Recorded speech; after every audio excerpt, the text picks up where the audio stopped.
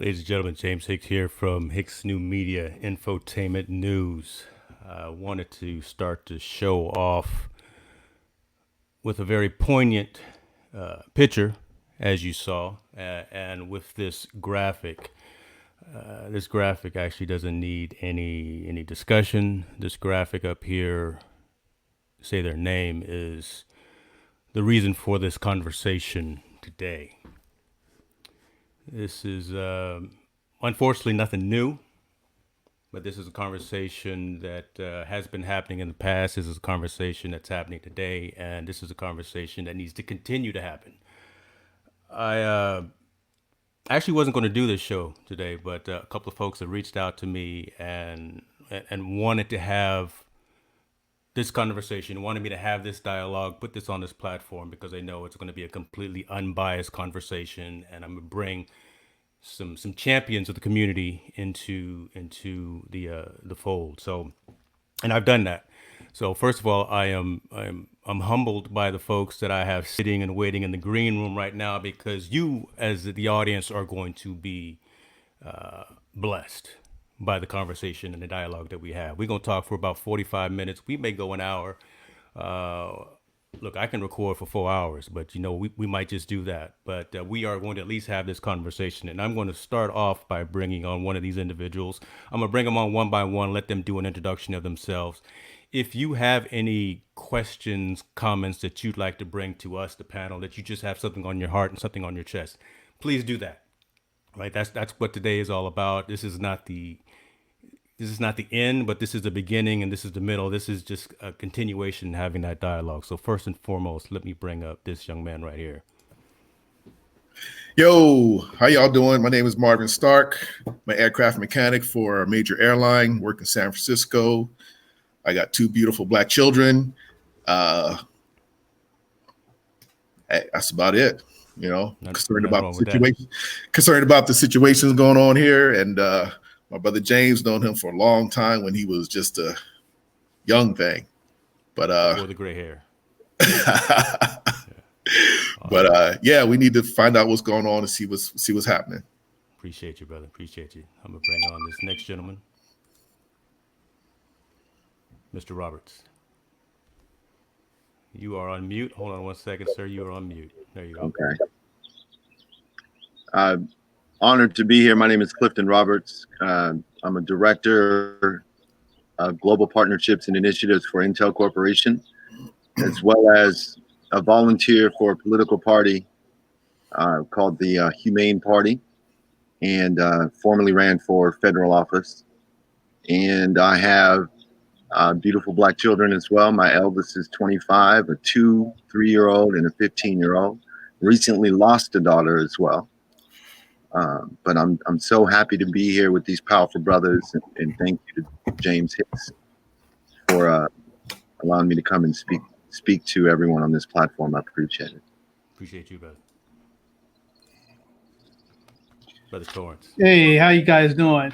My name is Virgil Torrance. Just turned 60 years old, so now I have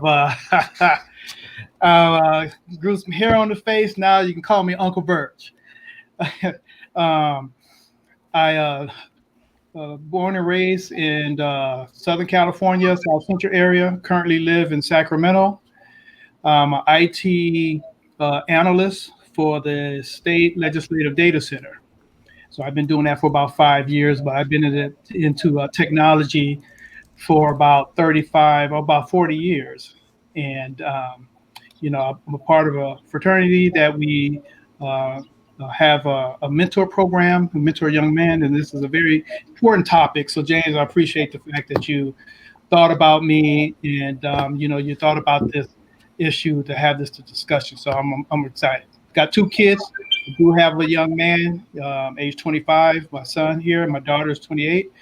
And it's like everybody else, I'm concerned about their well-being and safety and also their future. Awesome. Appreciate you, brother. And like everybody else, I'm concerned about their well-being. Isaiah. Hi, everybody. My name is Isaiah Clay. I work for the state of California. I'm an information technology procurement analyst. Formerly, I was in the military with Marvin Stark, airplane mechanic. I'm a graduate of Sac State. I'm from Sacramento, born and raised. I'm 34 years old. I have a wife, a young son. He's going to be 4 soon. And I think it's great that we're all getting together and we're having this dialogue, this conversation, getting everything together from experience, less experience, younger generation. I think it's great. Thank you for having me on.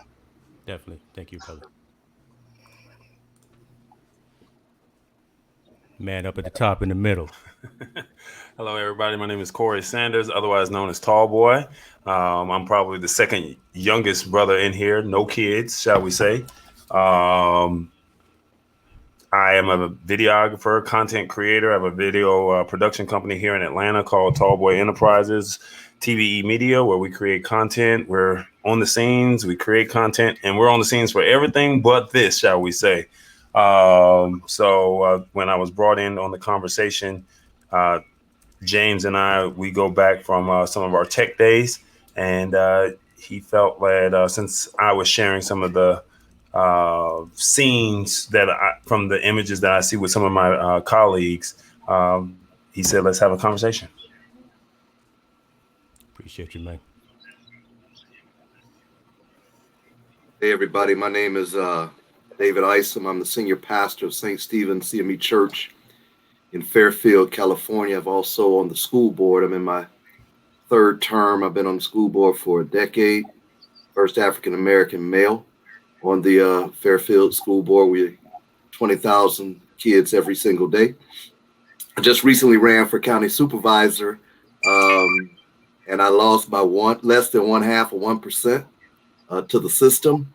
Out of 23,000 votes, I lost by 88. So I feel real good about how well my community supported me. Again, I've only been here 13 years, ran against a guy, the system, who's been here all his life. 56 years old. I have a son and I have 2 beautiful grandchildren, and I'm excited to be here. I appreciate being invited to the conversation. I am James's pastor. I don't know if he got me on here to keep him in check. But y'all keep me in check too, because I'm angry about what's happening, and I appreciate being a part of the conversation.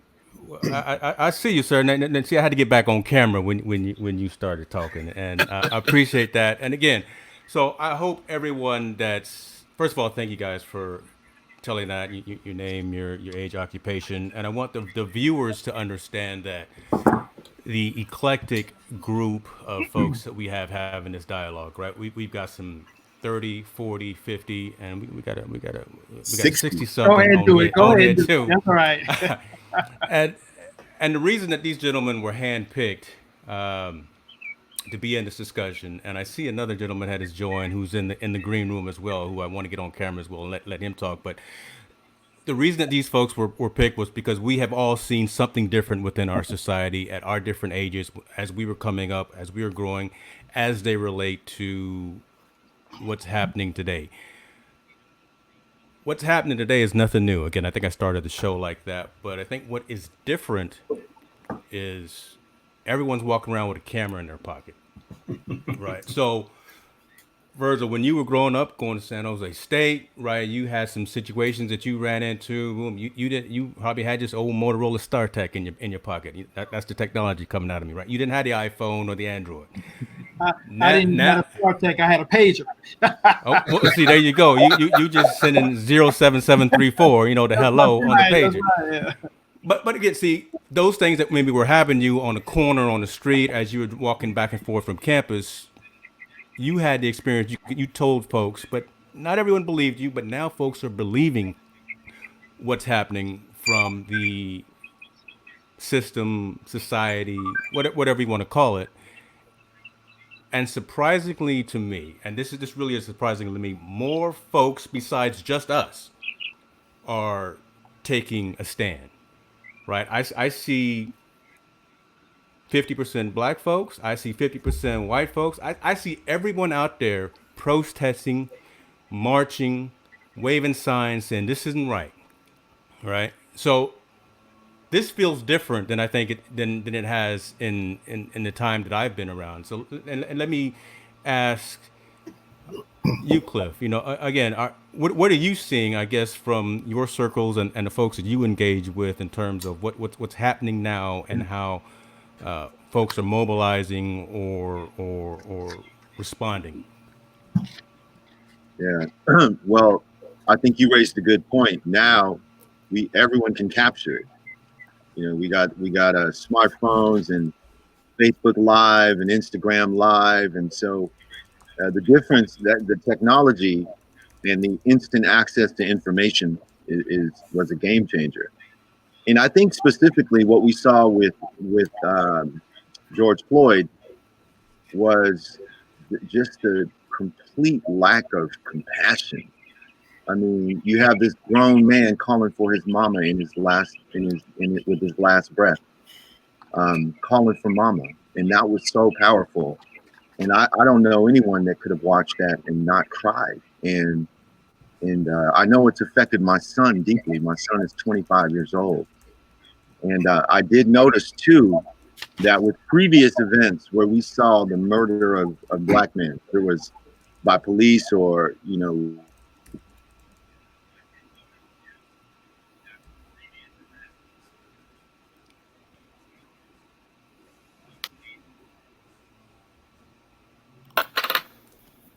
Clifton fell off the camera. You know what? He done got so excited. They done cut his internet off. Man, They hold him back. Trying to hold the brother down. We come back to you, Cliff, once you join. But make sure you screenshot that. You should have screenshotted that. It's all good. It's all good. Look, I've got another individual that I want to bring online who has joined, and I am also thrilled and humbled that he is with us. Mr. Garrett, please tell the folks who you are and age and occupation, sir. LaMills Garrett. I sit between 45 and 50 on most days. I'm a consultant. I'm in technology, entrepreneur, launching a startup, and an active member in social justice arenas in the Sacramento area currently. Prior to that, Louisiana and Colorado. So it's stayed with me wherever I've gone. Yeah, I don't know. I'm pretty much set. I'm setting context, right? Just again, so right, folks can. Right. Yeah, we started before you came on, but again, that's good context in terms of who you are and what you are. And the first question that I had asked, and I started with Cliff, what are you seeing in your area, right? In terms of we're seeing the marching, we're seeing the protesting, and we're seeing every shade of society out there having an issue with, I've got my knee on your neck. We've got everyone in society having an issue with shooting an EMT in her home while she's at home. We've got an issue. Look, I can keep going on, but again, so let me ask you again, sir. And you fade in the dark there. Now, it must be the sun over there. What's going on in El Dorado Hills? Where you at? But, tell us what you're seeing, sir, in terms of the circles and folks that you engage with. As much as anything, I'm seeing momentum.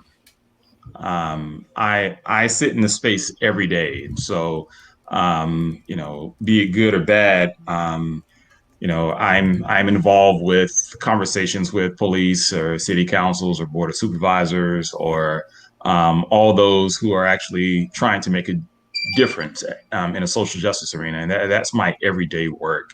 And so, as of late, what we're seeing is momentum. We're seeing, regardless of the race, regardless of the age, we're seeing people saying, "How can I help?" And they're asking that, "How can I help?" on a pretty strong and consistent basis. And honestly, it's a good burden to have, if you will. I'm dealing with an overload of items that I have to deal with now in terms of responding to people, giving them friends who are at the police department, people who are at city council, people who are just with us on an everyday scenario. Friends who are, a lot of non-Black friends reaching out saying, "Hey, bro, you're always talking about this. I'm sorry, I haven't listened more. How can I help right now?" And some brothers and sisters who are reaching out saying, "Hey, my company has said this or is looking at doing this, and that, and the other. Give me some tools so that I can make sure that I talk to them in a way that actually pushes the needle to true action." Because though they live it as a Black man, they don't necessarily take on the component of saying, here's actions that can be taken, whether it be from a legislative point of view, a policy point of view, or in dealing with police or otherwise. And so momentum is what I'm seeing as much as anything. And I'm doing my best to respond to that in a healthy way and as quickly as possible to help outside of the arena of the marches and protests, because we need that activity that helps drive the momentum. But on the back end, I need to make sure that we can have the conversation with the city councils and the mayors and the board of supervisors and the assembly members so that we actually get legislation that truly changes things. Makes sense. So, yeah. Appreciate that. Mr. Roberts, we see you back. We know you out there in the hills and in the country, which, you got elbow room in your neck of the woods. You don't have neighbors right up on you. So it's okay that the internet may be slightly shoddy. I do want to give you the opportunity to continue your thought, though. Yeah, I think I was saying that, the technology, I agreed with you that the technology is a huge factor in bringing awareness to it. But specifically what I noticed, what was different was this time, even leaders at tech companies like the one I work for at Intel Corporation, where you see our CEO publicly making a pledge of $1 million to go to the supportive efforts to address social injustice and anti-racism. And, publicly declaring that Intel is not going to stand on the sidelines. And even internally, man, it's a trip because our general counsel, I work within the law and policy group within Intel, and our general counsel and our chief government affairs officer actually reached out to the Black employees that are part of those groups. And they're very few, as you can imagine. I mean, even within my government and markets and trade group, there's like 17 of them. So for them to have that conversation, I remember how emotional I got because it was something that I never thought that I would see in my lifetime. Someone, within the MCN leadership asking Black employees, "Are you guys okay? How are you feeling? We're with you." And so it's a big difference. But what I was saying was, I noticed that people were able to see the complete lack of compassion that these police officers had. In this case, seeing a grown man in his dying breath calling for his mom. That was just powerful. So I'm honored to be here with you, brothers, man, and I'm so glad that people that are within my sphere of influence, even what I do with the Humane Party, have a chance to see this and hear our voices today. Thank you. Yeah, where I am, and I'm gonna be honest with you, I'm really angry, but I'll tell you why I'm angry at these large corporations. All of a sudden, we should have been listening. NFL, I should have listened.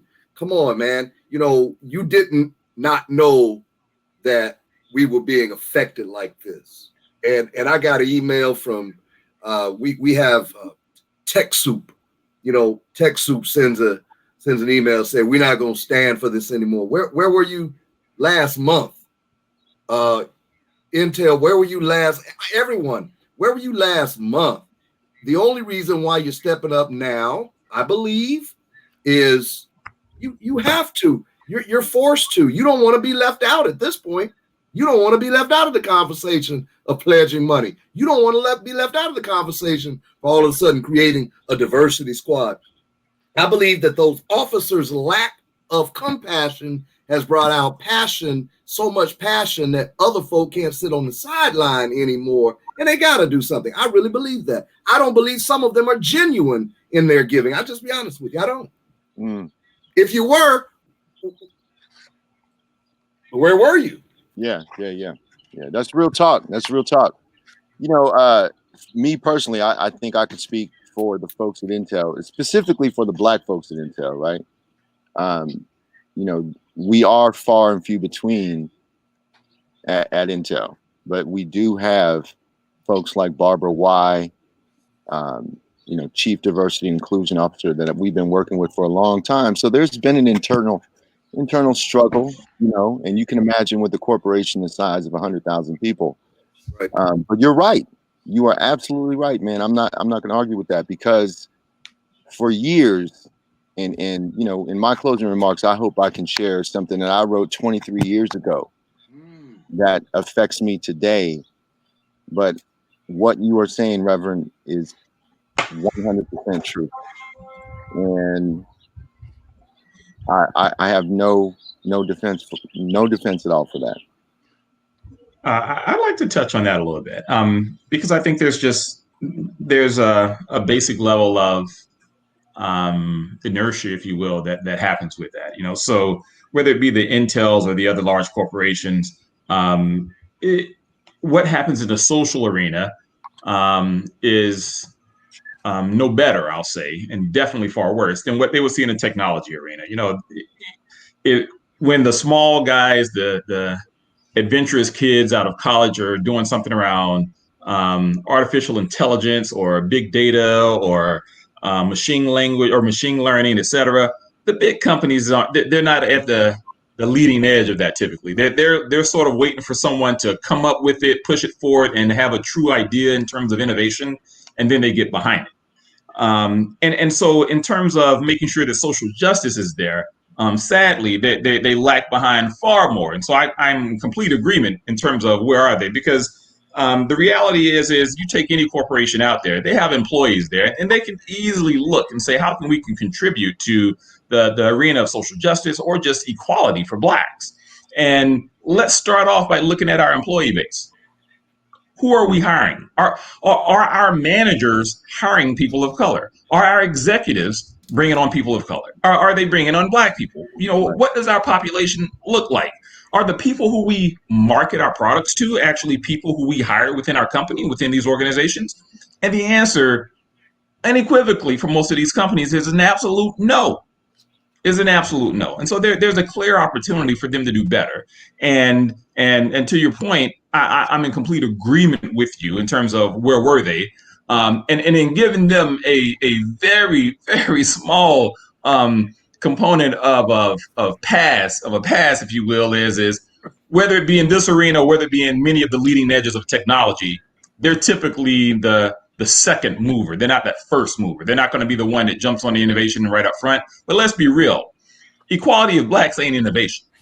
You know, this ain't no new thing that just came up in the last 5-10 years that some kid in college created. We've been on this for 40, 50, 60 years since the company Intel was created. And let's not pick on Intel. Let's go down a line of anybody who's local. You know, HP, you know, Sutter, Kaiser.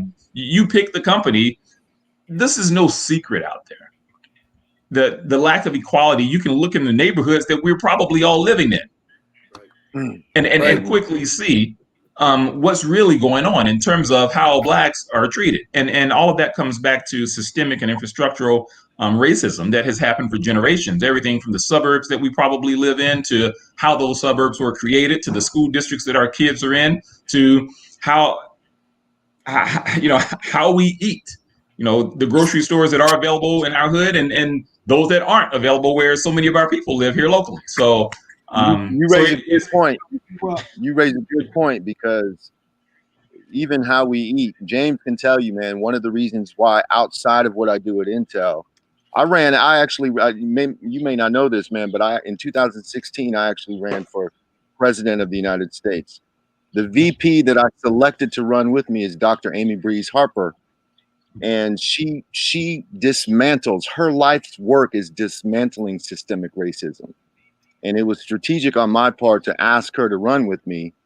But also I'm a 22-year vegan. So you're right. I think food has a lot to do with it. I think Systemic oppression has a lot to do with it. And as a Black man, what I can do is work for a tech company that has never had a Black CEO in its 53-year history and try to be the CEO. What I can do is participate in a political party where part of their platform that I was able to influence says that we should, as a country, recognize through the passing of the Genocide Recognition, Reparations, and Reconciliation Act, the European invasion of the land masses now under US jurisdiction, as compromising a series of unprovoked acts of war and genocide, and that the transatlantic human slave trade and the institution of human slavery itself was really compromising a series of unprovoked acts of war and genocide. And let's craft some legislation. But as you know, that's going to be an uphill battle with the folks in Congress, because we have to have those allies in Congress to be able to introduce those type of bills. So, man, this is just so powerful, and you guys are inspiring me so much that I hope to become a CEO of an Intel one day, or at least in my lifetime, instigate some sort of change where we do see that. Yeah. Hello, everybody. Isaiah Clay again here. I don't work for a huge corporation, and I can't speak to what they've done. I've seen what they're now starting to step up now, and amidst these events and things like that. But what I've seen lately is that it's a perfect storm of everything. You have to imagine 30 million people plus are out of work right now. We're seeing these videos, horrible videos, filmed of Black individuals being lynched. I mean, it's a public lynching. It's not just oh, there was a chance they were doing something different. No, it's an execution. And so, not only from these stories, people have access to information from the past to say, is this real? Is this has this been going on?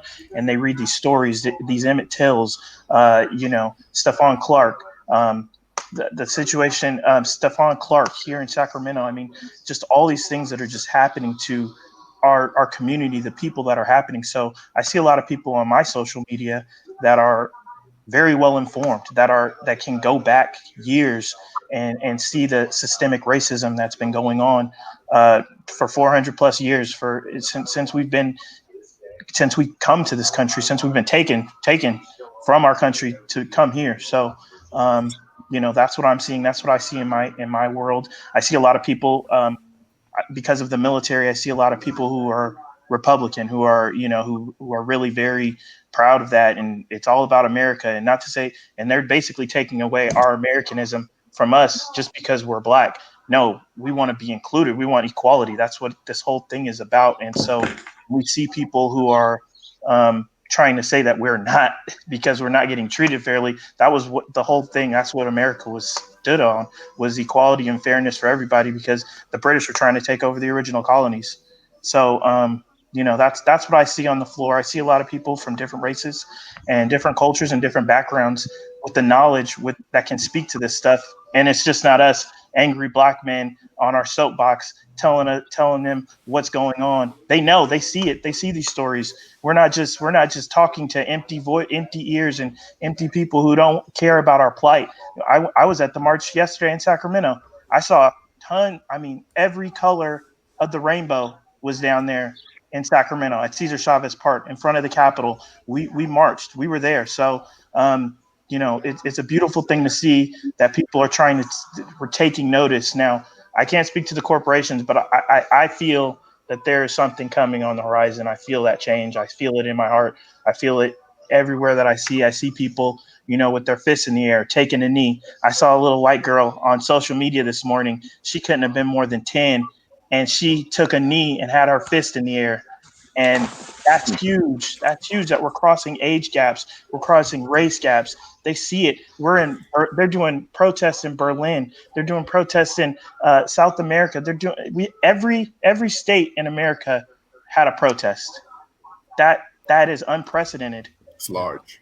That's telling, man. And I'm gonna interject because I know we were going around the horn, and I'm gonna bring Verge back on. But Isaiah, what you were saying was that it's not just angry black men right now on this camera that are talking. What we're doing is we're trying to provoke that dialogue. We're trying to actually have a conversation of how can we make sure everyone sees the plight of what we're going through and what we've been going through for 30, 40, 50, 60 years plus 200, right? So within our lifetime, and how can we make sure that that 10-year-old white girl that you see out there on the corner kneeling with the mask on with the sign that says Black Lives Matter, that says I can't breathe, that says whatever it says that's in solidarity with the movement, how do we make sure that that matters, right? Because again, I said on my last show that I did last week with brother Damon Smith, I'm tired of the hashtags. I'm tired of running 2.23 miles and posting that online. I'm tired of just doing that. And actually, I was watching the Dear 2020 Graduates live broadcast on YouTube today, and Michelle Obama stole my line, right? Because she said that as well. And I was saving that in my opening remarks. But again, we're trying to do more than just black out our screens on Instagram for 24 hours. What are you doing beyond that? Right. Yep. What are you doing to move the message, move the conversation, to make change in your sphere of influence? I'm not trying to change the entire world. I got a No. platform here, but I am projecting to the world right now with some concrete messages, with some winners in society. I got Congress folks, I got pastors, I got folks that ran for president of the United States. And Cliff, I did write you in on my ballot, brother. So just so you know, I wrote you in. Right. I mean, I got a man here that fixes the airplanes that my family flies on. So we've got a very diverse background of folks here that are touching various aspects of our community. I And thus think far, yeah, go ahead, brother. I was going to say, I think getting their attention is the first step. Obviously, is people acknowledging that this is going on, and then second, asking the questions. Hey, what can I do? What are the next steps?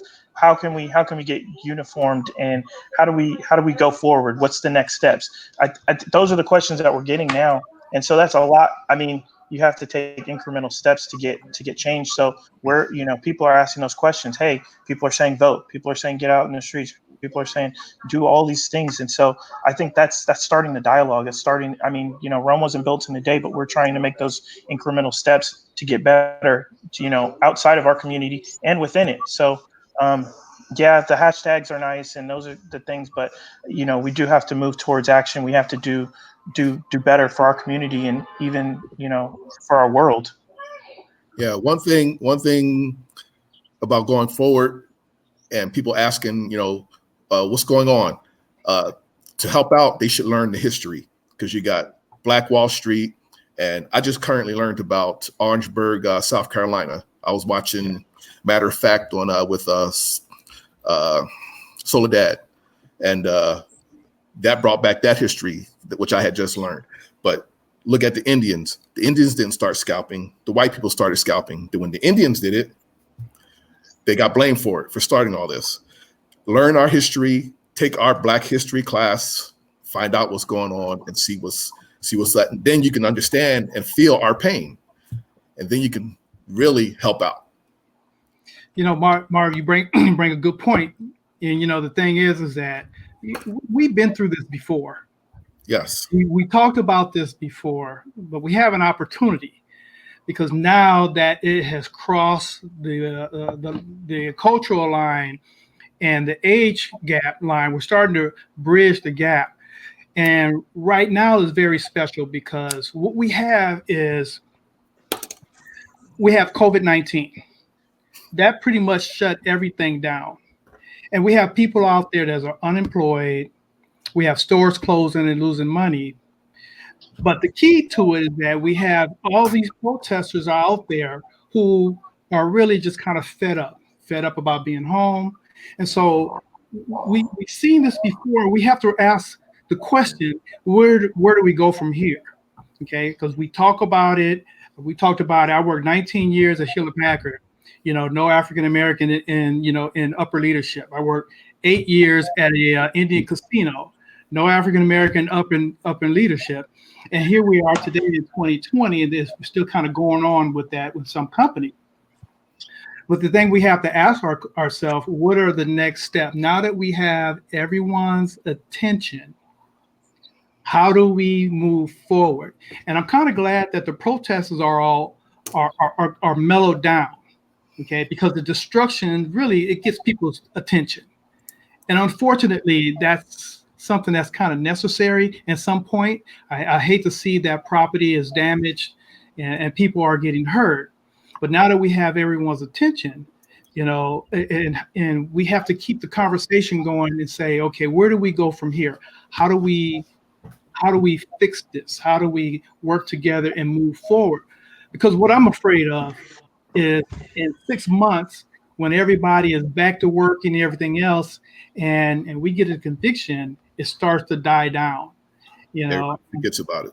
Right, and we don't want it to die down. It's happened in the past, with Rodney King.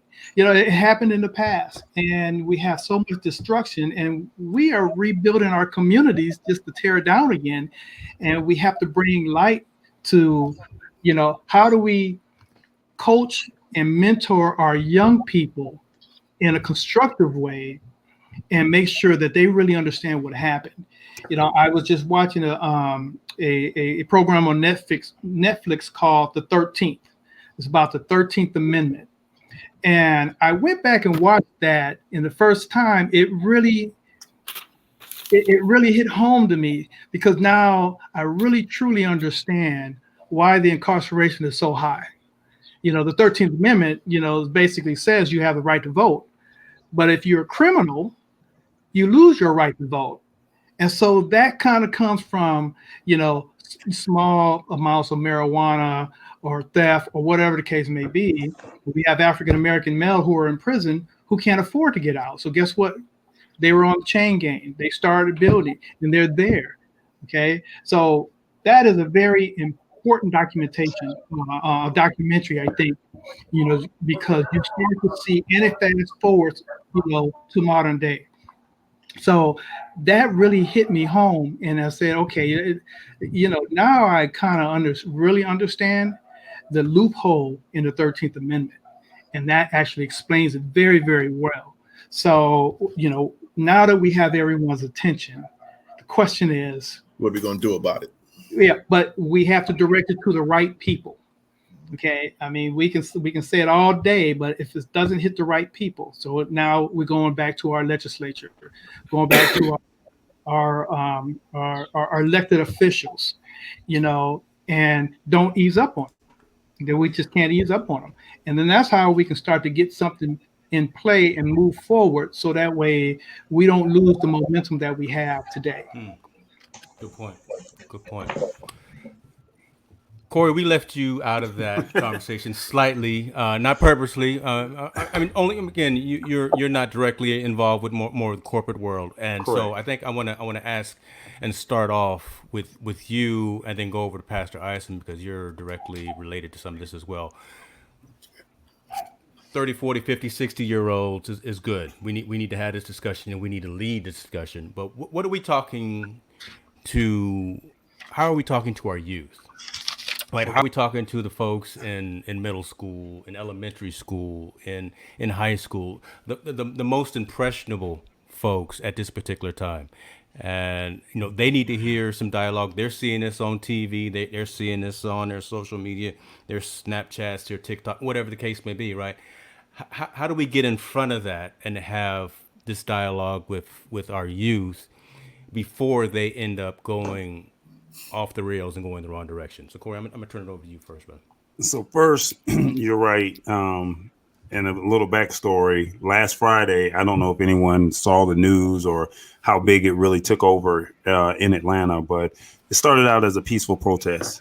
My girlfriend, her daughter had just turned 17, and she, for her birthday, wanted to go protest. And I was dead set against it, but we're just going to agree to disagree. And what my girlfriend tried to share with me was while they were down there, it started out as a peaceful protest, and it wasn't until some of the other skin color started antagonizing the police. And but Hey, she hold on, wanted. man. First of all, don't you don't have to mince words, brother. Okay, well, some of the white people. I'm trying to own be covert. infotainment news. No, brother, Okay, I well, own I infotainment news. appreciate You you can say saying what you need to say. Well, I'm just some of the gonna. white- I'm not I gonna got say any you. 4-letter words because my pastor here. But you say what you need to say. So basically, If and you she put could an tell. S on them, they no longer 4-letter words. If you put an S on them, right?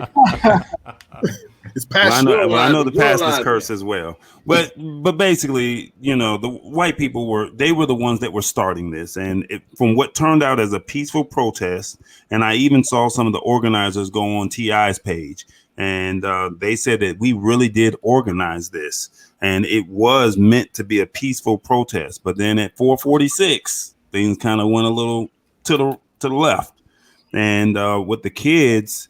They're young, they're hungry, they have nothing to lose.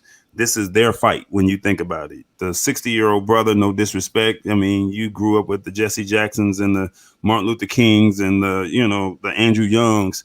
And what I've said was, and I've had an opportunity to interview some of our heroes that we grew up learning about. And I asked who was our leaders. Then this was years ago, but they always deflected from that question.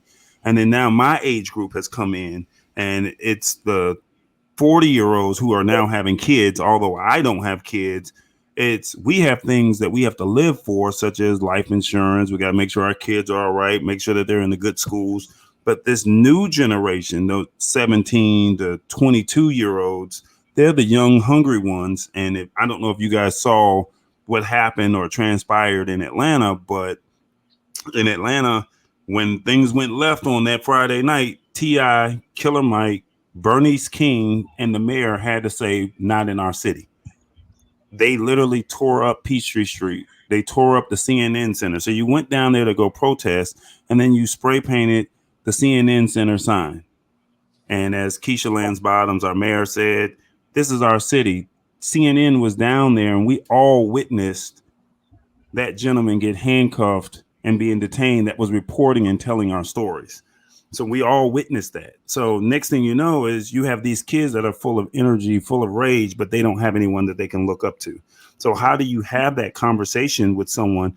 It's literally us 6 or 8 of us that's in this room having a conversation with that young brother or that young sister, saying these are some of the things that we've gone through or that we've experienced, and we have to be their eyes and their ears. For the ones that are in elementary and middle school and starting to go transition into high school, you're going to have honest conversations. It's no different from, I'm pretty sure all of you guys who have kids have said, I've had to have that talk with my kids if they get pulled over by the police. Mm-hmm. However you've had that talk, you've had to have that talk. And I think they have to have that talk. Friday night, it's so funny because one of my brothers, when I first moved up to Michigan, he was my math teacher. He was 4 years older than me, first year teaching, white guy.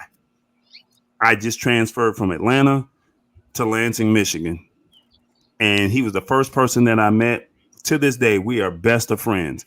He gave me his car for prom because my dad wouldn't let me have the car and told me you're going to have to drive your little beat up, Cutlass Sierra to prom. And he said, no, take my 1997 Pontiac Grand Am. For 25 years that we've been friends, Friday night was the first time he wanted to have a conversation with me about race. And I said, we shouldn't have this conversation because you've never treated me no different than you treated your sister, your brother, your mom, or your dad. You treated me equally. So if you want to talk about race, let's talk about it. And hopefully, James, as you do this moving forward, you hold some of those Intel brothers that the brother works for, or some of your corporations, bring some of the white people in, because right now it's just us talking right now. Right. But you got to bring the white people in so they can start to say, all right, well, I didn't know that this existed. Or I saw it, or I'm just turning a blind eye to it. No, this really happens. And then now you need to have that conversation with your kid And when you have that conversation with your kids, and I asked him, he said, how are you dealing with this with your kids? And he says, well, I'm applying for an assistant principal job. And all week he had been interviewing for 2 different jobs. And he says, they're going to protest in a white community of Michigan, Novi, Michigan. They're going to protest tomorrow. And he said he went to his wife, and the wife said, I've already talked to the girls. Well, the wife, she comes from a conservative family, and he came from a liberal family. So I'm like, well, what was that conversation? Even though he didn't share that with me, you felt comfortable enough to come to me, but your wife, does she feel comfortable talking to me? Does she know what's going on? So how do you share that message to that 9 and 11-year-old white girl, that the same conversation that you guys are having with your kids? So I think it's just really being honest. I think it's just calling it to the front. And I think it's more of us, the young brothers. Hey, pull your pants up, don't be so dismissive when a cop talks to you. I mean, some of these conversations you just have to have with them and say, however you have that conversation at home, you may have to just pull another young brother, because some of these brothers don't have fathers. So with that being said, I think that's kind of how you tackle the angle with the youth. We just don't have a leader. Who is their leader? Who can you look up to? And I think what we saw on Friday night, it's sad to say, but I think our rappers, T.I. and Killer Mike, they respected them enough that the arrest that they made, I think 75% of them, maybe 80, I don't want to give you the actual percentage, but they weren't even from Atlanta. Why would you tear up your city? Yeah. So that's my take on it. Appreciate that. And before Pastor, because I know I wanted you to provide your feedback, I'm a contradict you slightly, Corey. And you say we don't have any leaders. Yeah, we don't have the Malcolms, we don't have the Marvin anymore. We don't have those folks, but everyone that's on this screen right now, again, is a leader within their, what I call their sphere of influence. We are the ones that need to raise up, pull our pants up, and Cliff, our old friend of mine always used to say, pull your shoes up, right? We're the ones that need to step up and actually lead by example. So I kind of disagree. I agree, but I disagree with you, Corey, just on that statement. I think everyone here can be a leader within their own sphere of influence and need to have these conversations. But you're correctly on point with everything that you said. And as a rebuttal, not to take anything away from you, James, keep talking. Let's go. We're our own local leaders, because I work with youth. I have a nonprofit, and when we talk to the kids, those are those kids at that community center when I talk to them, or in that neighborhood that I'm talking to them. But I'm talking about that Malcolm or that Martin. They may not have talked to Virgil or talked to the pastor, Dr. David. I don't know your last name, sir, but they may not have talked to them, but they were able to pass on a message to where it was universal, no matter which way. And that's my thought. That, like you said, we're all leaders, but that national leader that you're saying, oh, I'll look up to, Jesse Jackson and Al Sharpton was the last. If they right now, Al Sharpton is giving the eulogy, but I think Jamal Bryant is doing a great job. Dr. Jamal Bryant, I think he's starting to show that young man leadership where a lot of youth are starting to come behind him. And I don't know if it's going to be a pastor. I don't know if it's going to be a rapper. I don't know if it's going to be an influencer. It could be a tech guy. We don't know. But I'm just saying, on a national level where everyone can recognize that name, who do you pass that torch to? So. True. And again, remember, I told you ahead of time, and me from interviewing back in the day. I'm a instigate, right? Yeah, so you can. I'm gonna ask the questions, or I'm gonna spur kind of that conversation. Before you move on to the next topic, can I add this real quick? I'll try to make this as brief as possible. Tuesday we vote on June 9th, and I guess I can pose this to all the brothers, and y'all can ask me, how is a person supposed to handle this? And I don't know the brother's name, but John Lewis is running for his seat again. And I don't know if you guys have heard about this, but he announced in December that he had cancer. So there's another young brother that's running against him. And he reached out. I went to go do all my research before I did my early voting. And he reached out to John Lewis. And he said, look, brother, You fought your fight. You've made change. Groom me, help me. Let me be, show me the way so I could carry your torch and you can sit down. And John Lewis never responded back. And in turn, this is what said, I'm not trying to run against you in spite or anything like that, but I want to show that I am this next leader. You ignored this man and he's now trying to vote. Now, we already know John Lewis is a household name, so he's going to get voted back in. His opposition, she was caught up in a scandal. If people do their research, she was caught up in a scandal with Phaedra Parks and Apollo, who the gentleman went to prison. Donald Trump pardoned her. So now you have this lady who just got pardoned by Donald Trump. You got John Lewis, who won't pass that torch. And then you got another young brother that has very little experience, but is saying, hey, you fought that fight. What does a young leader do in that situation? And I guess that's for all 8 of you guys or 7 of you guys that are in this room. And I think these are 2 brothers. So what do you do? He's a young kid saying, hey, I want to be that next leader. Show me the way. But the senior is saying, I'm not ready to pass my torch over. I'm not ready to give it to you. What do you do? Yeah, I think that's perfect. I think we're confusing a couple things here. So there's a difference between passing the torch and stepping down from the position that you're in. And honor to, I think it's the sister, there's 2 sisters, Angela Stanton, something Powell, I think it is. And then I forget the brother's name. And then the other sister, they have every right to run. That's politics, man. They need to do that. We need young, lively folk coming in to challenge the generation that's already in place. That should be a continuum. They don't need John Lewis's permission to do that. They need to go after it. And likewise, John Lewis don't owe them a conversation, a tutoring, or a lifelong lesson on here's how you replace me. Now, God forbid he doesn't do it with somebody, maybe that'd be wrong. But that's different from passing the torch and from someone feeling like they are ready to take on that responsibility.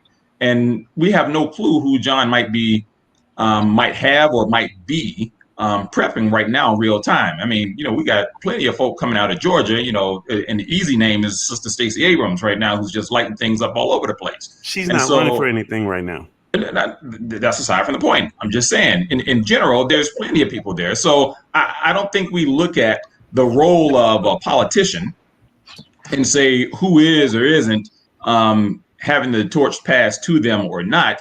And really, all of those who's running against John Lewis, they should be running. That's absolutely. If you feel that you're ready for office, run for it. You don't need permission to. And matter of fact, we need more brothers and sisters running for something. We need more brothers and sisters running for stuff locally. We wherever you at, we need you running for a central committee within the Democratic Party or the Republican Party, whatever party you're part of. We need you running for the central committee. We need you thinking about school board. I need you thinking about fire commission. I need you thinking about water board. I need you thinking about any board or commission that's going on locally. You need to be running for that. We need brothers and sisters in place right there, because that's how systemic and infrastructural racism happens, because we're not at that table. So let me jump in. It started out. No, here's because we've gone to another conversation. Agreed. From we've gone to another conversation from how do we deal with our young people, right? Yes. And now we're talking about running for office and all. I get all of that. Yes. But one of my conversation points to how we deal with our young people, it goes outside of just the home, right? Who spends the most time with our young people on a daily basis? Prior to COVID, it was teachers. It was administrators in the school. That's where some of the conversation starts.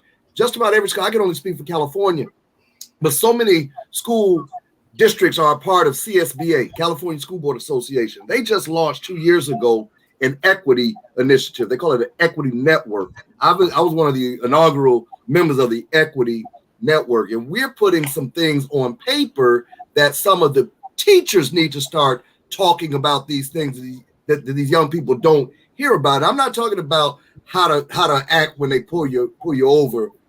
I'm talking about what's going on in the world. We have our own conversations with our children and our mentors in the community to tell the kids, put your hand on the steering wheel, say yes, sir, no, sir. Don't do anything to provoke law enforcement. Those conversations, I believe, I had in the community in the home. But some of the conversations about what's going on need to be had by the teachers that actually see these kids. And when you talk about Black folk on these boards, if they don't speak up, then I hate to say, it's no point in having them on there. I've been on the school board for a decade, and expulsions went, and I was talking loud. Y'all hear it? I'm trying to back up. But when they start talking about the disproportionate number of expulsions of African American kids of color, we dealt with that, and in our district alone, it has come down. But we have to have people that are willing to have those difficult conversations with the people that stand in front of them every single day. Those kids, believe it or not, they listen to their teacher because they have to. So how many instructors do we have? So instead of a whole lot of people running for political office, we need to start convincing some more African Americans to get into the teaching profession, so kids see their own selves when someone's standing in front of them. Let's do both of them. Let's do both. Yeah, I agree. Let's run for office and be in the classroom, because we need both. That is cool with me. Yeah. The teachers are huge, because I mean, growing up in California, I don't even know if I had that many male or Black teachers throughout my life. I didn't. And so that goes to play to how we think about stuff. And I'll say another thing about reaching the kids is we got to learn how to communicate with them, because the way that you guys got information, access the information, is different than how they access that information and how they bring it up. I think we need to do, there needs to be a better dialogue, a better communication route, because I have nephews and I have nieces, and they sit in front of their phones all day. I mean, how do you connect those kids with real problems, with things that are going on in their phone, where people have these influencers who are flashing money, and they have these huge houses and cars, and they don't see the work that it takes to get there. So how do we know how to communicate that? Like, hey, it takes hard work to get to where it needs to be, to where we want to be. And so, I think communication is huge. We got to find out how to infiltrate that sphere, that younger generation, that younger mentality, how they access it, how we can tell them that truth. Because if they don't see it, then they don't believe it. All right. So no disrespect to anybody, and I don't want to cause conflict, but in all honesty, I have family that are teachers, friends that are teachers. And right now, we already know that they have their hands tied just trying to get the curriculum out, and still trying to just be able to get that passing score, that threshold that they have to pass. And if you don't make that threshold, then you're out of a job. You may lose your credentials or whatever the case may be. And it's the parent, shall we say, and I don't know how many of you guys saw it, but I saw a lot of complaints from the parents saying, when is school open back up? The parents were the new teachers, and they weren't even ready to do this. And the teachers are saying, hey, you're saying put it on the teachers, Pastor. You can't put it on the teachers. I mean, you can only hold them accountable to so much. The parents have to do that. And unfortunately, in the neighborhoods that I frequent and I know, they don't have that luxury. The parent is either working 2 or 3 jobs, number one. They don't have time for their kids. And then if they do have time for their kids, they're trying to run them out. You know, it's like you said, where they're on their phone. I with you, bro. That's the community that I live in, and that's what I see. I'm not putting it on the teacher. I'm saying that one of the most influencers in these kids' life is the person that stands in front of them for 8 hours a day. And somehow, I understand curriculum, I understand test scores, but what I am saying is, if the teachers care, and that's why the other thing I said was, let's get some African Americans to become teachers, right? Yes. Because if you can weave anything into the conversation of curriculum, I got to preach about Jesus every Sunday, right? But I also talk about things that got nothing to do with Jesus, because I got somebody who's willing to listen to me. So, amen. Exactly. One of the comments that just came on my timeline, I don't know if James can see those comments, because I did a watch party, but somebody just said in the comments, said, if schools aren't even about education anymore, what makes you think that they're going to have those race conversations? These kids don't even listen to their teachers. Because you got to get people that want to have those conversations. Yes. That's what I'm saying. What I'm saying is, you got to pull people in that are willing to have those conversations. I'm sorry. I came up through schools with Black teachers. I'm from Columbia, South Carolina. I had black teachers. I went to an all-black high school. I had 60 on the low end of my school, and I had 60% black teachers. We had these conversations all day, every day. Yeah, but those conversations aren't being had today, though. Well, that goes to the brother's point. That goes to the brother's point of having black teachers in the school. But if you have a black teacher and you're not having those conversations, then what do you say? I said that what you got to do is connect to have those conversations. We agree that they're not being had, but what I'm saying is they need to be had. And when you start running for school board, when an African American gets on the school board and they join the equity network for a state, then you start making those conversations possible. Those teachers hear what the boards talk about at the board meetings, and many times that's where they believe that they get their directions from, or what the board is talking about. So if there's some more lively conversations about race and equity, that's Absolutely. where I am. And it doesn't have to be a focused conversation about race and equity. Let's be real.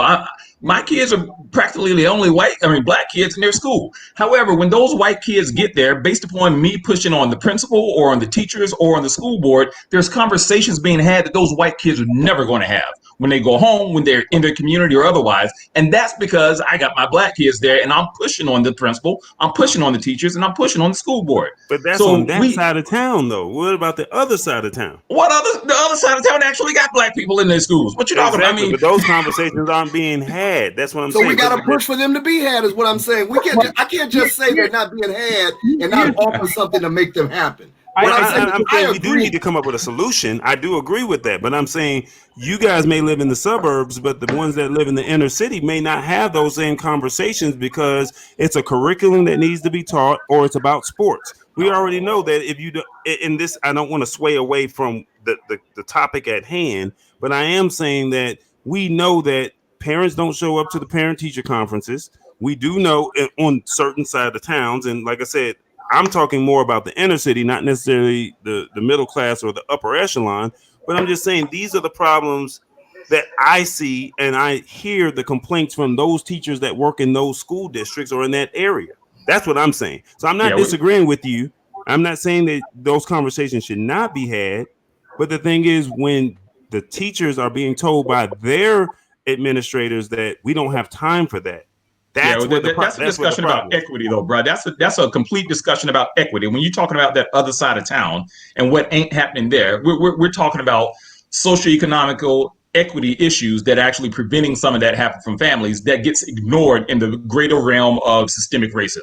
So we're talking about, and I'm sorry, Verge was wanting to talk, so I'm going to shut up here and let Verge get in there on that. Well, I was going to say, you both bring up very, very good points.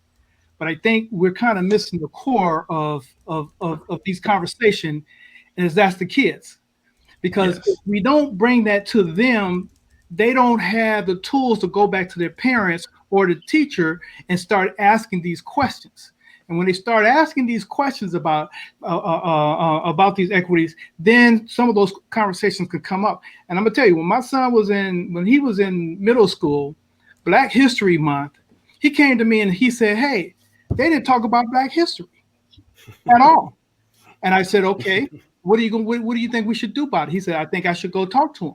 He went back to the teacher and asked her about Black history. Now, although she only gave just a little piece of it, but I went to talk to them too. They were uncomfortable with that conversation. And so, but by him, bringing that up, the other kids are starting to bring it up, and some of the other kids were bringing it up. And so now they were going to put more in, but the teachers are uncomfortable with that conversation. The administrators were uncomfortable with that conversation. And some folks don't want to bring too much up because they don't want to, feel that they're an angry Black man coming to the school trying to force their opinions down on there because they're uncomfortable with that. And B, is that how do we get this information on there? By taking it to mentor programs and all this other stuff. But then again, we give them that information, we give them those coaching, and we give them things to think and talk about, but it don't go back to the school because that curriculum is not designed for some of those. Now, I'm not talking about all the schools there, because you have to be able to find a way to bridge that. And when you talk to these kids and give them low information, And the information that we have to use with them is bridge the gap between, the baby boomers and the Generation X, and how do we communicate with them? Well, so we have to come closer to their end. They're using technology, they're using all these apps, and we have to be a little more strategic in pushing that information to them and getting them to communicate and use that information to tell us what is it that they want and they want to see. Put it in a TikTok to a good beat, and you got them. Well, it's funny that you say that, because somebody else in my comments just said one of our biggest problems are kids are being raised by social media, video games, and television, and everything but the parents. The teachers don't stand a chance. Our youth are not being prepared to take over. They're not prepared to step up to the plate. Man, right. They ain't failing no more than we have. Yeah, I mean, we got to stop this. No, they're not failing any more than we have. I don't agree with that. Okay, well, I completely disagree. I mean, let's be honest now. You're the one who brought up about how there are no leaders out there. Nobody's stopping me, you, or anyone else from being that big leader across the stage in the United States. These are very clear components that we allow ourselves to be labeled based upon a leader. Who's the white leader in the United States of America? There ain't one. I mean, let's be honest. We as African Americans are a conglomerate no less than what whites are. I don't need the next Malcolm or Martin to come up for me, because I'm holding it down all day, every day, right here, right now. And if any brother needs help, I'm here for them. And I'm ready to confront the assembly. I'm ready to confront the police. I'm ready to confront whoever is necessary on their behalf for their rights.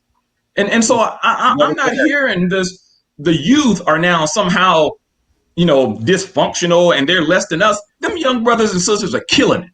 I'm sorry. They are out there on the streets right now doing more than most of us did 20 years ago. Right now. And we're talking about they're not there. They're killing it. They're killing it. And they come with a lack of fear.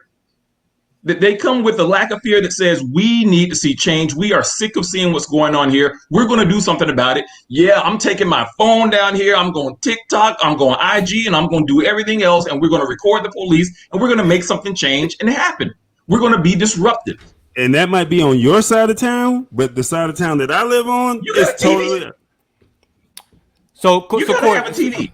I got somebody that really wants to give you no. She want to give and that's good, right? She, like you said, she want to bring that smoke. But here's the idea, and I want to bring it back into context of again what the topic is all about. Right, and again, so Pastor, again, I guess I want to bring it back into context of what we're talking about, because we're going down a whole it's a whole different branch, right, and we're gonna have this conversation too, because don't worry, we're gonna have. Remember, you gotta keep it a time limit, but I mean, we're gonna have part 2. Yeah, it needs to be a part 2, 3, 4, 5, and 6, and you need to, and this is what we need. The only person that got a hard stop is Uncle Verge right there. He got some other important business. So everybody else, we but again, you know what? James, can I say this? Can I say this? Go ahead. What I wanted to say, and what I was trying to, we were talking about who is going to communicate with the children what we are seeing happening right now. Correct. That's what I believe that we were started out with this conversation. That was my question. And so my point with the instruction, and people talking about all and everything, here is everybody's talking about it now. So if they ain't really wanted to touch on it, if they ain't been comfortable, white folk comfortable talking about it now. Here's the perfect opportunity. That's all I was trying to say. Yeah, we do have the opportunity right now to move forward on there. So now that we have the opportunity, and I go back to my statement earlier, is that how do we move forward with the young folks, who's getting involved? And I'm not talking about, and we talk about vote, get out and vote. One of the things that young people don't do, they don't vote until it comes for the president of the United States. Correct. But we have community, we have people running for community boards, and so we need to make sure we teach them locally what it is that's happening in their community that's affecting them, and then that way they'll learn and they can bring that on. But so the thing is that we are in a unique situation right now where we have all this is going on and we have everybody's attention And so we need to keep pushing on this and be strategic about it. How do we go forward? How do we move forward? And the young kids can tell us this, and the older folks can tell us this. And we just have to, be strategic and move forward with this now that we have everybody's attention. Totally agree. Totally agree. And for some of that pieces, for some of those pieces, well, I see it. I'm a delegate with the California State Democratic Party. And as a part of that, I see the young Democrats coming up. I see young brothers and sisters who are taking their position. Heck, and I'm from Columbia, South Carolina. I spend a lot of time back there with those who are actually looking to do the same. And I can't tell you the number of 19 to 25-year-olds who are out there beating the streets, who are making their voice be heard, and who are leading this very piece here that we're talking about in history right now. They're the ones out there on the street with their backpacks and doing their own medical work and making sure that they're communicating with each other and sending all these messages. And so when we say communicating with them, I think part of the component here is we are missing it. It's part of it is we're the ones who's trying to figure out, like, yo, what they doing, and they scattering all over the place, and be like, yo, how do we know what's really going on? They're causing the disruption that's going to make it easier for us to make systemic change, because they are making it frustrating for the police officers, for the cities, and everybody saying, how do we get something under control here? These kids won't get out the street. These people won't stop this. And they're mixing it in across all races. And in the meanwhile, I get to do work on the back end. And I get to have a calm conversation. I'm like, now, look, you can work with me on making a change in this law, or I'm going to stick them kids back on you. Yeah. and they much rather deal with me. And so the narrative that the youth aren't engaged, or that the youth are doing something bad, or so on and so forth, they're not doing it the way that we're doing it. And so we're missing each other, but we're on the same path. And those kids have fire all up in them to make change. And I think we need to recognize that and try not to be ageist about it and saying that, us older, mature folk, we doing it the right way, and we don't know where them kids at. Them kids out there eating it up. They bringing that fire, man. Yeah, I think we should be impressed, and we should be encouraged, honestly, by this next generation. Look, my oldest just now graduated from high school, and the mentality that she has moving forward through all of this pandemic, everything that she's unfortunately lost of experiencing her senior year. Even my youngest, right? He's now a junior in high school. Lord, he's a junior in high school. Lord, right? But just to see that his growth, and to see that his comments that he's making amongst his friends, even online, I mean, they get it. Right, and they are taking advantage and mobilizing through the platforms that they have. We keep talking about the TikToks and the Snapchats and the Instagram things, that they are talking amongst each other about what they really feel and how they can make a change. We did it back in our day. We did it our way, and to an extent it worked. To another extent it didn't work, but the way I started this show is, again, I'm seeing more activism amongst a Neapolitan swath of society. And is that a good word? I broke out with Neapolitan. Okay. So I'm preaching here. Well, I had to bring the pastor back on. I'm preaching. All about the butter pecan myself. like Reverend Davis used to say, make it plain. That's what I'm trying to do. But again, I guess what I'm seeing is more and more folks that are coming up and are getting ready to branch out on their own, are making their voices and their statements known, and are impressing upon us, I believe, again, right? I mean, we can't sit down and be quiet, because the 20-year-olds, the teens, the 10-year-old white girl, like you said, Isaiah, right, is out there making a statement.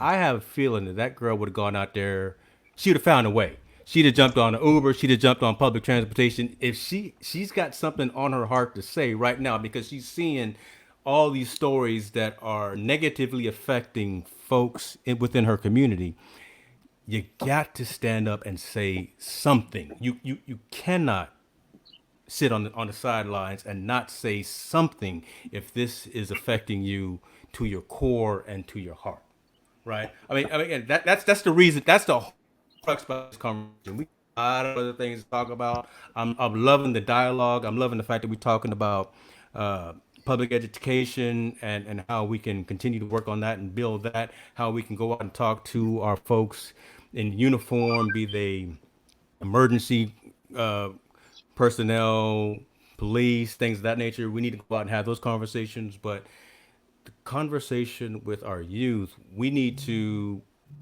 maybe turn the TV off, maybe put the phone down at the dinner table and actually have the conversation, have the hard conversations with those folks, because honestly, they know a little bit more than we do at sometimes, right? So I'm gonna put it that way. And again, in the interest of time, because again, I know Uncle Verge there may have a hard stop, but I'm loving this dialogue, and we're gonna keep it going.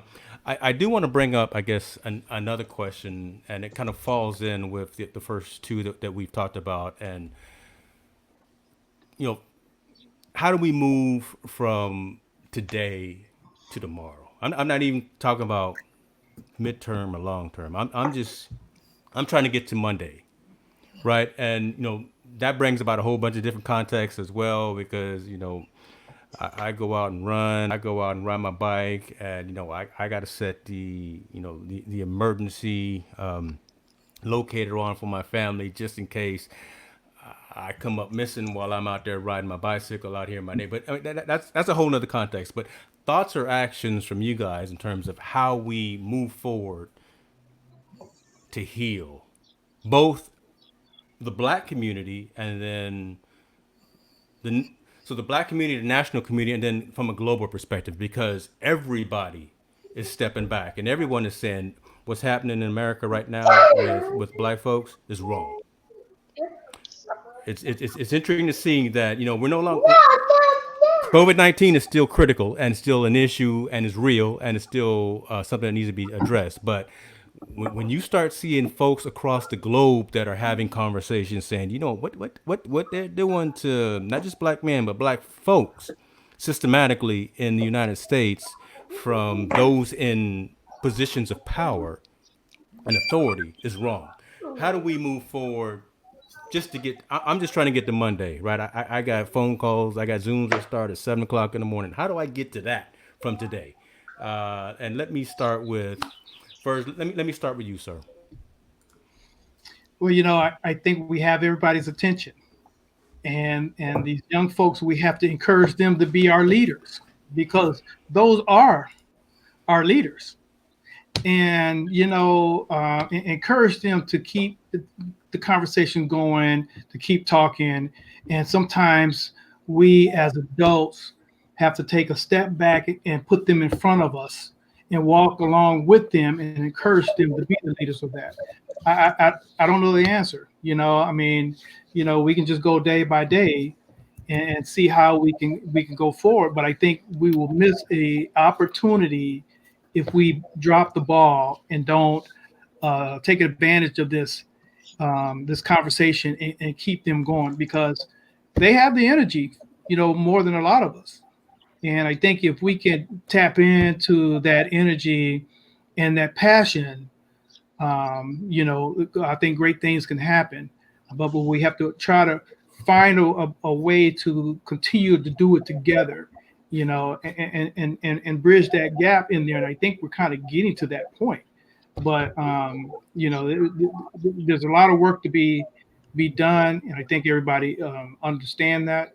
And whatever we can do, conversations like this is great for me, because now my mind is starting to think in some things that I need to kind of sit back down and just start thinking about things, and how do we move forward. I mean, I just saw, I'm in Elk Grove, and I drove down the street, and there's a gang of people on the corner with Black Lives Matters. I can't breathe, and they're young folks. And it's important to tap into those folks and let them know that we want to tap into them, and we want to let them know that they're our future leaders, and encourage that, and keep it, the momentum going. I think, and to talk about healing, I think in the long term, I think is what we can see is change, holding people accountable, the law enforcement, um, getting justice. I think is probably primary to me is what I see is a lot of times these cops get off on uh, low terms. Like what was that lady's name? Amber Geiger. She got 10 years for walking into someone's house and just killing him. Like that wasn't even her place. She came in and killed him, and she got sentenced to 10 years. There's people who've gotten longer sentences with drug charges. So to me, I think the first, to me, I feel like healing to heal is to get justice, is to get to see some form of change, something happening within the whole system. We have to hold these people accountable, and if we're not doing that, that's good. That's the part that hurts the most is when these people who do these wrong things, these bad things, they're not being held to that standard.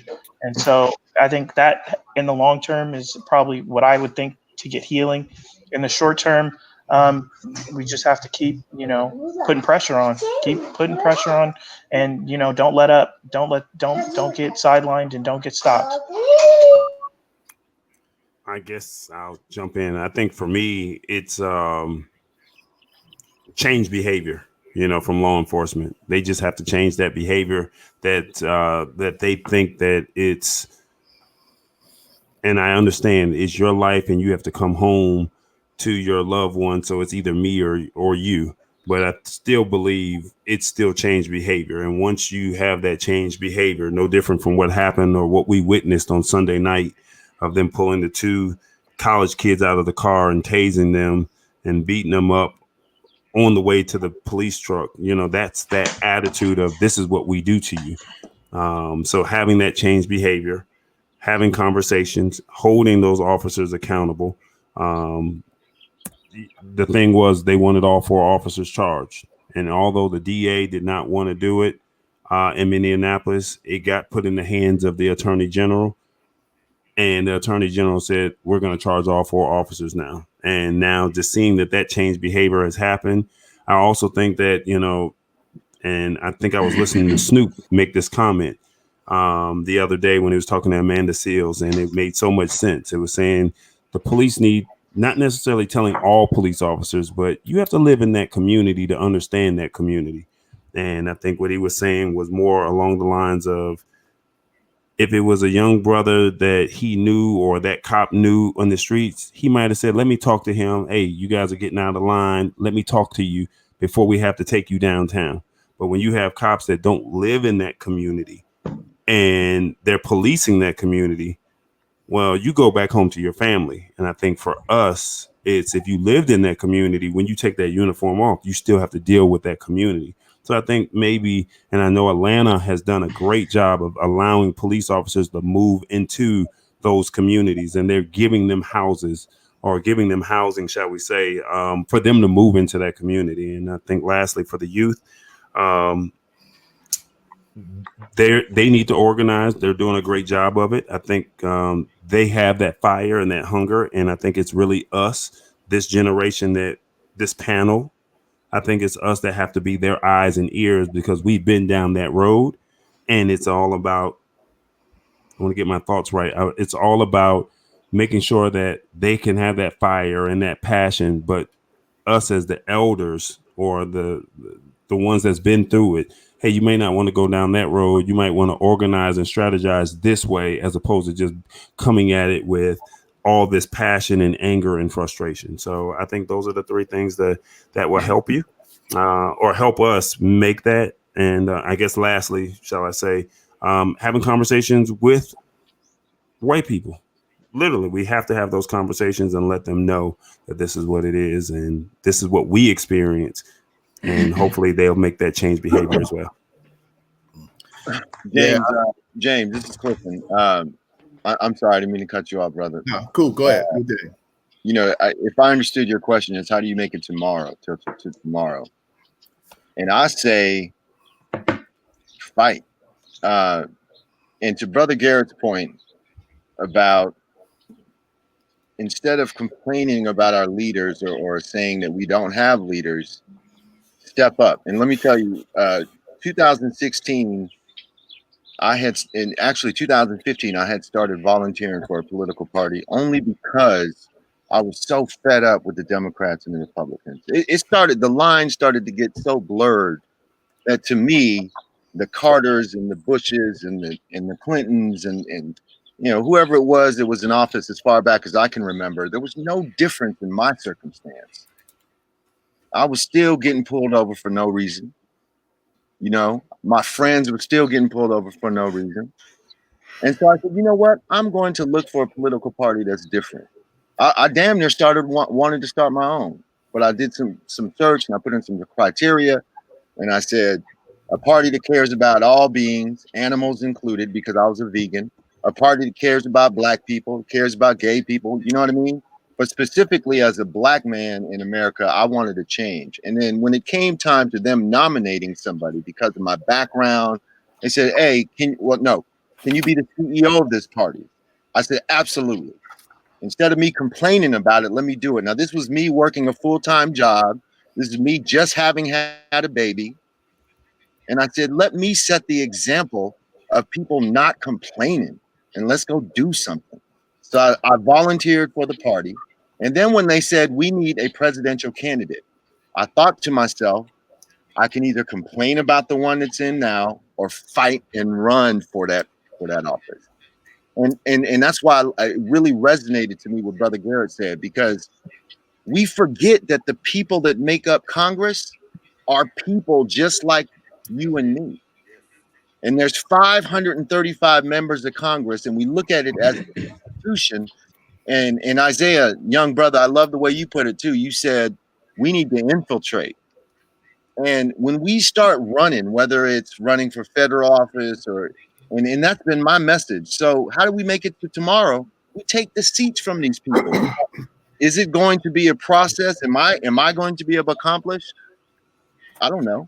Probably not. The odds are stacked against me. But already, you know what my son said to me? 25. He said, "Dad, 200 years from now, you will be remembered in history as the first Black man that ran for president that fought for the rights of all living beings in this country."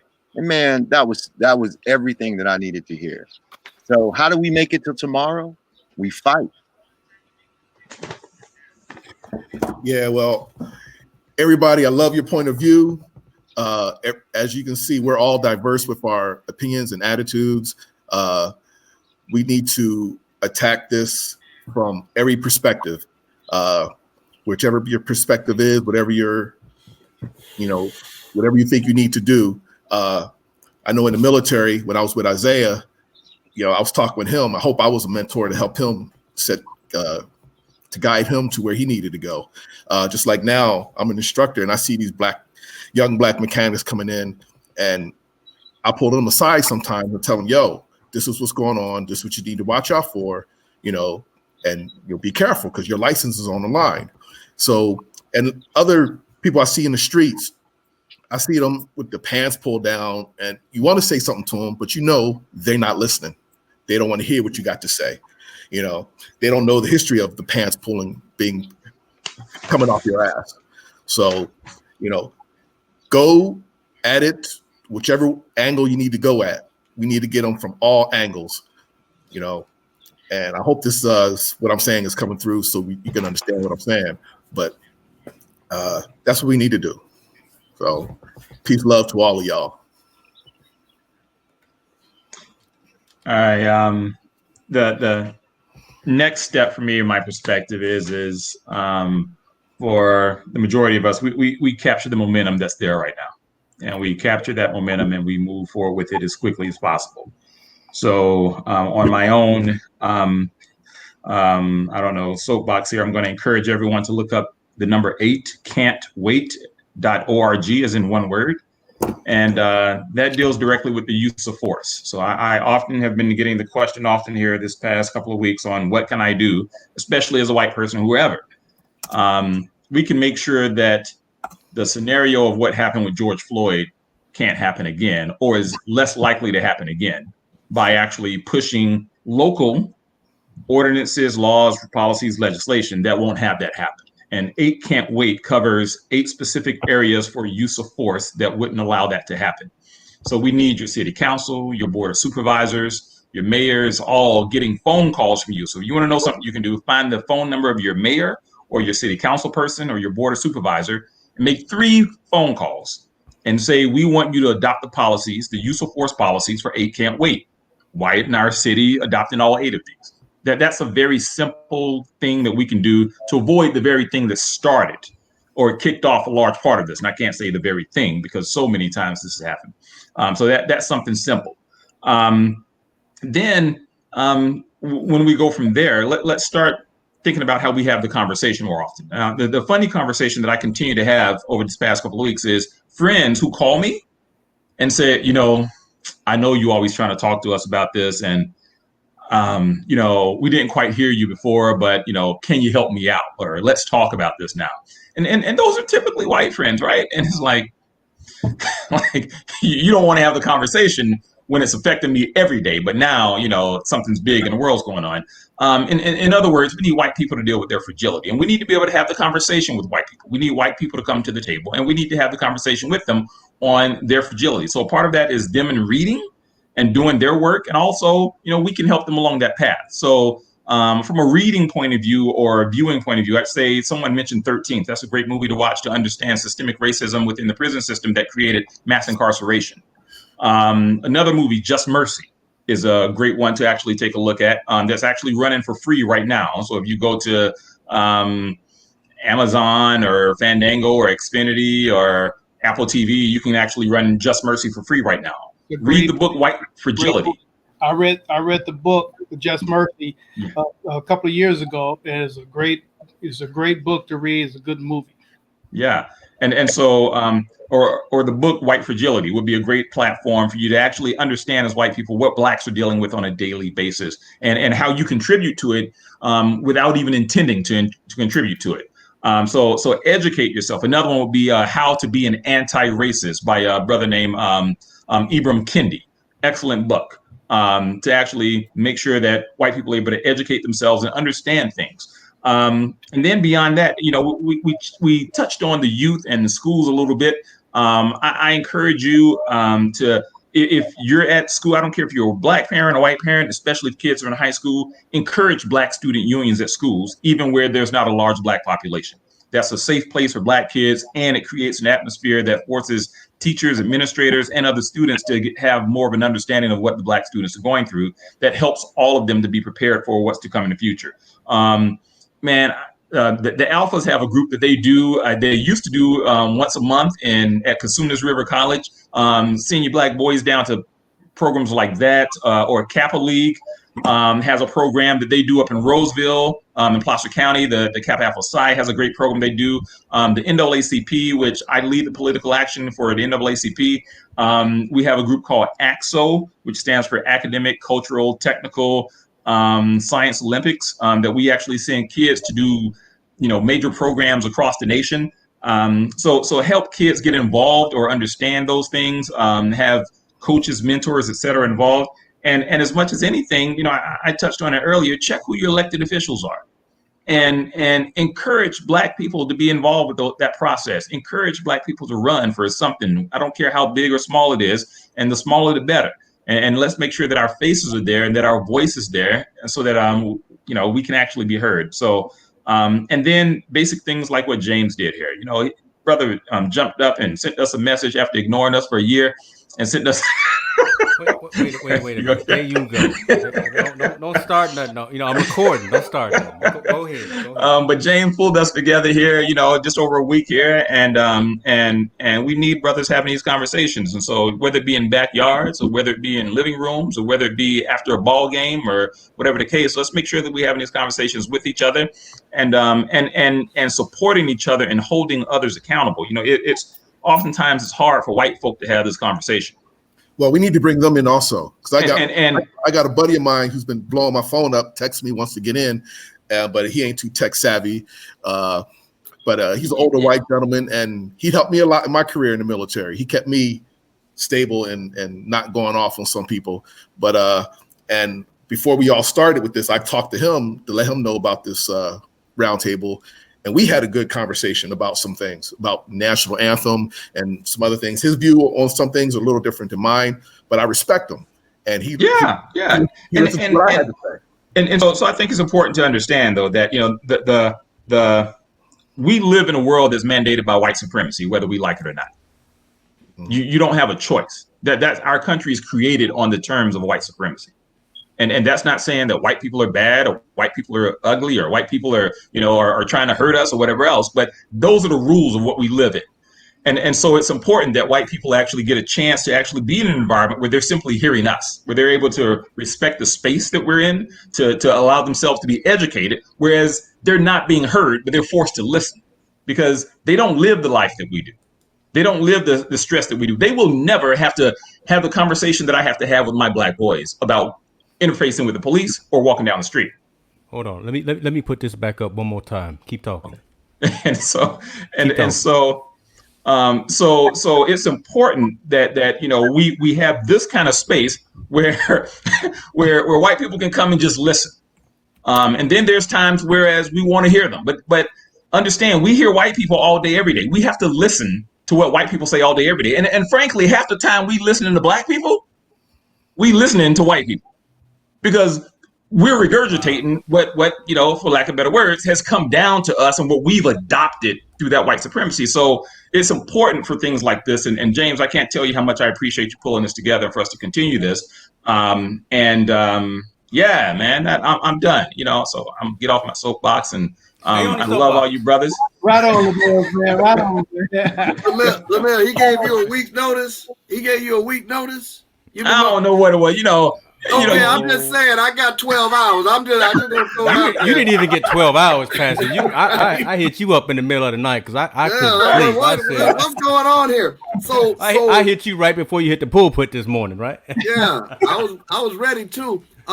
So for me, it's listening to ask the young people, right, what they want to see happen. Ask them what they want done, and then support them. You got some young people who can make these decisions, but they don't feel like they had a support. We just heard the tale of the brother who wanted to run for a seat and yada, yada. So if we bring them to the table and say, what do you want to see happen? We already know what we need to see happen. We already know. But if we hear from them and they know that we're supporting what they want, I think we can make a lot more things change because they say that young people are the future. No, the young people are the now. They're here now. There ain't no future. They're the now. So we need to hear from them because it's their world, it's their planet that's taken over. I'm 56. It's a wrap for me in about 10 years in terms of me being out there doing stuff. I ran again for office as a congressman. I told him, I said, I'm going to run for office. I'm going to serve 2 terms, and I'm going to go to Missouri and retire. And he looked at me and said, no, you just getting started. I'm like, no, I'm not just getting started. I want to turn this thing over to someone who is going to keep it going. So I think we hear them. We listen to them, and we who have the power to implement what it is that they want to do, that's what we do. I also know the legislation matters. Congress just passed House Resolution 988, which deals with condemning all acts of brutality from law enforcement, those types of things. Who knew about that, right? Do our young people know about that? That's something that they need to hear about, get behind it. And yes, 8 Can't Wait is an incredible website to get some information on and push it out.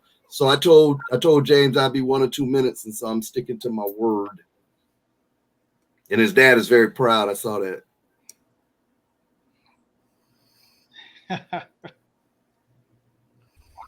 It's hard work trying to produce a show that's very emotional, raw, and try to get on camera too. It's a good problem to have. And let me I guess close by this.